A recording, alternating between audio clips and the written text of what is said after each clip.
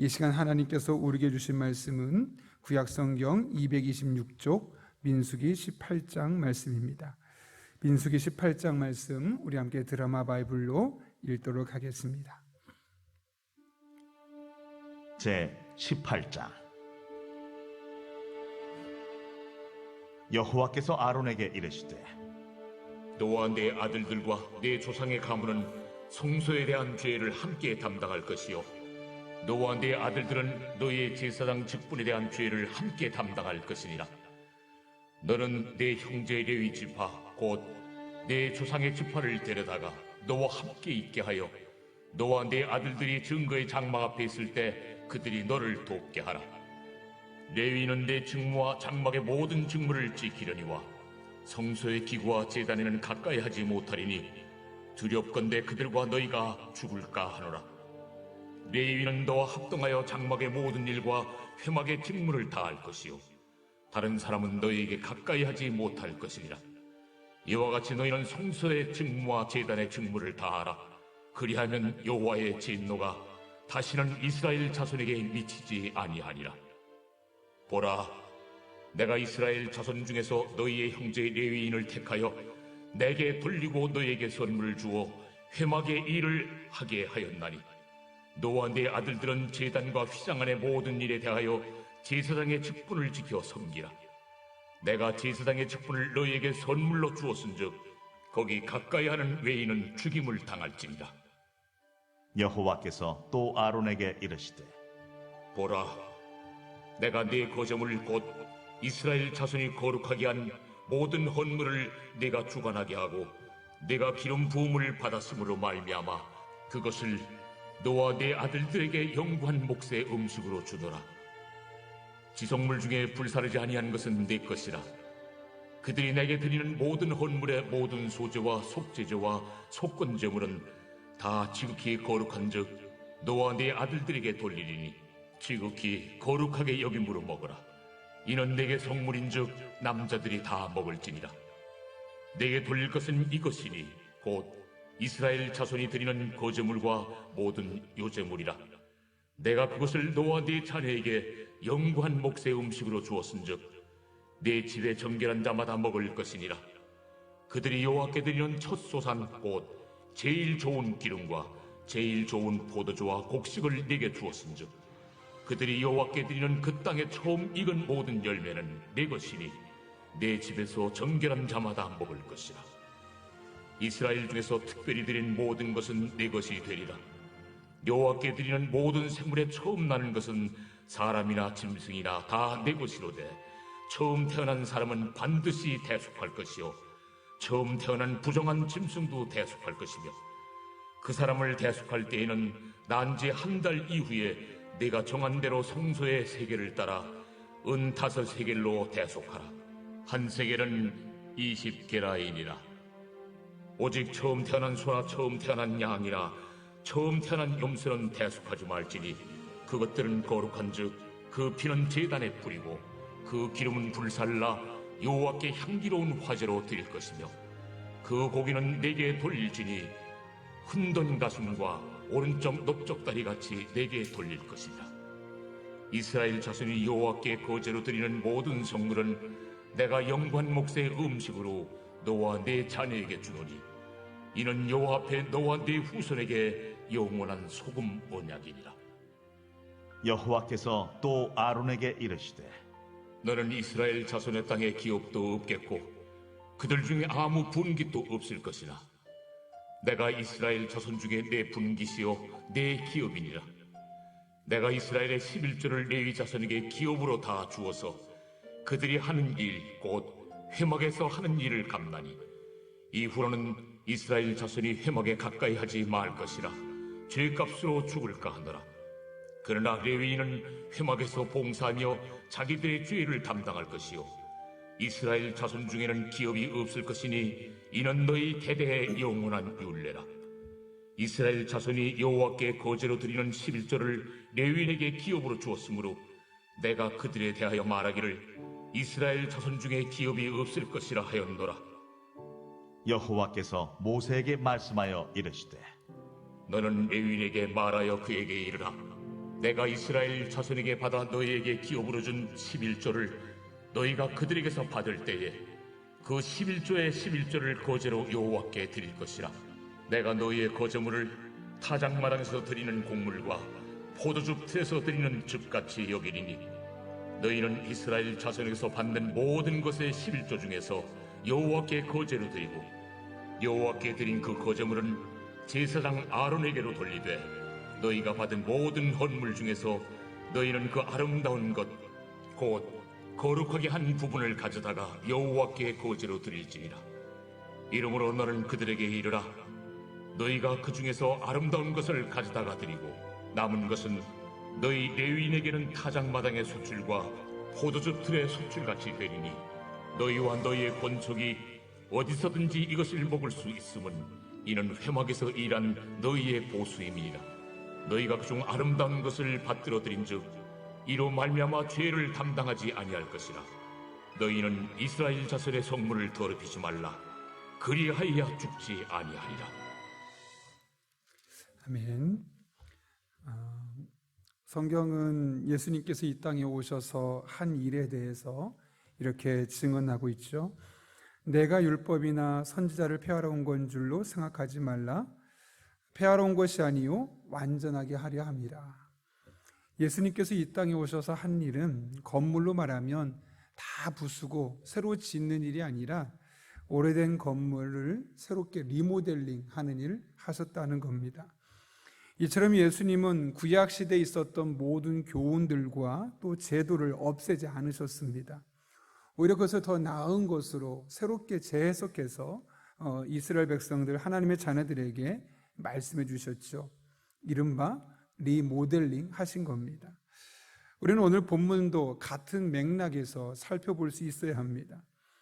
오늘 본문은 제사장의 직무와 또 제사장과 레위인의 직무와 또 그들이 받을 몫이 어떤 것인지에 대해서 이야기를 하고 있죠. 우리는 그 중에서 비교적 뒷부분에 속해 있는 레위인과 제사장이 받을 몫이 무엇인가에 대해서 살펴보려고 합니다. 오늘 본문은 그것을 일컬어 11조라고 이야기를 하고 있습니다. 여기서 먼저 한 가지 생각해 볼 것은 11조에 대한 구약과 신약에 대한 견해입니다. 종종 유튜브 같은 것을 보게 되면 11조는 구약의 제도이고 우리는 예수 그리스도를 믿는 신약의 세대를 살아가는 사람이기 때문에 구약의 모든 것은 다 쓸모없다라고 단정적으로 치부해버리는 경우가 적지 않은 것을 보게 됩니다. 여러분은 그거에 대해서 어떻게 생각하십니까? 아니, 예수님은 이거에 대해서 어떻게 생각하실까요? 예수님은 마태복음 23장 23절에서 이렇게 말씀하시죠.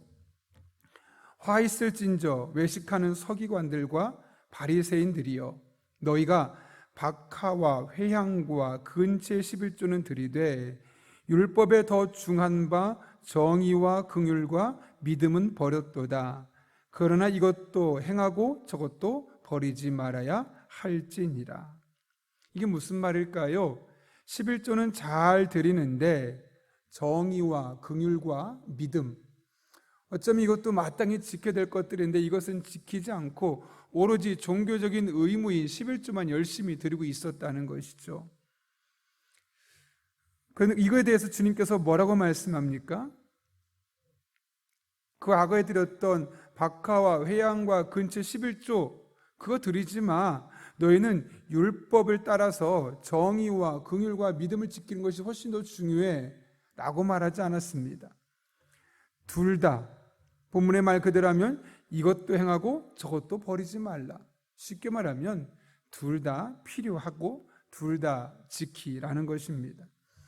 따라서 예수님은 구약에 있었던 11조 제도를 폐기하신 것이 아닙니다. 오히려 이것 또한 주님께서 만드신 이 제도에 따라서 하나님 만드신 제도에 따라서 필요한 것이었기 때문에 계속 지켜야 할 것을 말씀하고 있지요. 그런 의미에서 11조가 가지는 의미를 잘 알아야 합니다. 특별히 오늘 본문은 11조의 근본 정신에 대해서 몇 가지를 이야기하는데요. 먼저 첫 번째로 11조는 사역자들의 삶을 위한 것이라는 겁니다. 이에 대해 본문 21절은 이렇게 말합니다. 내가 이스라엘의 11조를 레위 자손에게 기업으로 다 주어서 그들이 하는 일, 곧 회막에서 하는 일을 감나니 라고 되어 있습니다. 이스라엘 백성들이 하나님께 드린 11조, 이것을 레위 자손들에게 주라는 것이죠. 그런데 그 목적이 무엇이냐면 그들이 회막에서 일하고 있는데 그 일에 대한 대가로 주어라 라고 말씀하고 있는 겁니다. 왜 그렇게 해야만 했을까요? 24절 보면 내가 그들에게 대하여 이스라엘 자손 중에 기업이 없을 것이라 하였노라. 하나님께서 이스라엘 백성들에게는 땅을 주셨습니다. 모든 지파에 땅을 주셨죠. 그래서 그들은 하나님께서 주신 땅에서 농사를 짓고 또 갖고 있던 가축을 키워가면서 경제적인 여유를 가질 수 있었고 또 이를 통해서 생계를 유지할 수 있었습니다. 그러나 레위인에게는 만큼은 땅을 주지 않으셨습니다. 그래서 그들은 농사를 짓고 싶어도 지을 수 없었고 가축을 키우고 싶어도 키울 수 없는 상황이었죠. 그래서 하나님은 땅을 분배해 준 다른 지파들에게 그들의 갖고 있는 것에 11조를 드리게 하셨고 그것으로 레위인이 먹고 살 수 있도록 하셨음을 보게 됩니다. 그리고 이어지는 26절 말씀 보게 되면 레위인에게 11조에 11조를 드려라. 이게 무슨 말이냐면 레위인이 이스라엘 백성들에게 받은 것의 11조를 이미 11조를 받았는데 그 11조의 11조를 가지고 제사장에게 주라. 먼저 하나님께 드리는 것이지만 그 하나님께 드린 것을 제사장이 먹을 수 있도록 했음을 오늘 본문은 우리에게 말씀하고 있는 겁니다. 이렇게 레위인들과 제사장들은 이스라엘 백성들이 하나님께 드린 11조를 통해 그들의 삶을 이어갈 수 있었습니다. 그래야만 그들이 다른 일을 하지 않고 하나님을 섬기는 일을 제대로 감당할 수 있었기 때문에 그런 것이죠. 하나님의 관심은 이스라엘 백성들이 하나님께 원활하게 예배 드리는 것이었습니다. 이를 위해 레위인과 제사장은 예배를 섬기는 일에 집중해야만 했고 그러다 보니 다른 방법으로 생계를 유지할 수 있는 길이 없었던 것입니다. 따라서 하나님께서는 그 이스라엘 백성들의 11조를 통해 레위인을 또 레위인의 11조의 11조를 통해 제사장을 섬기는 과정을 통해서 그 이스라엘 백성들이 하나님을 예배 가운데 온전히 만날 수 있는 그런 틀을 마련해 주신 것이죠.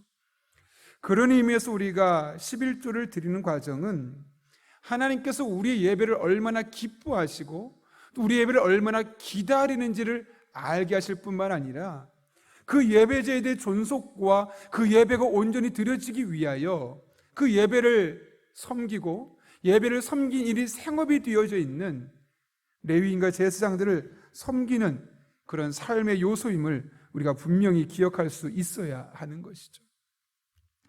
두 번째로 11조는 삶의 우선순위가 되어야 한다는 겁니다. 오늘 본문 29절부터 32절 말씀을 살펴보면 반복적으로 나오는 표현이 있습니다. 그것은 하나님께 드리는 11조 예물에 대해서 아름다운 것을 드리라 라는 표현으로 되어 있다는 겁니다. 무려 3번이나 반복해서 나오는데요. 여기서 아름다운 것이라는 단어는 히브리어를 보게 되면 헬레브라는 단어인데 이것은 제일 좋은 것이라는 의미를 가지고 있습니다. 그래서 대부분의 영어 성경을 보게 되면 이를 the best of, 최고의 것, 가장 좋은 것이라는 의미를 가지고 있죠. 이게 무슨 말일까요? 11조를 드리면서 가장 좋은 것, 제일 좋은 것을 드려라. 여기 11조 중에 제일 좋은 것, 물론 그 많은 것 중에 선택을 해야 되겠죠.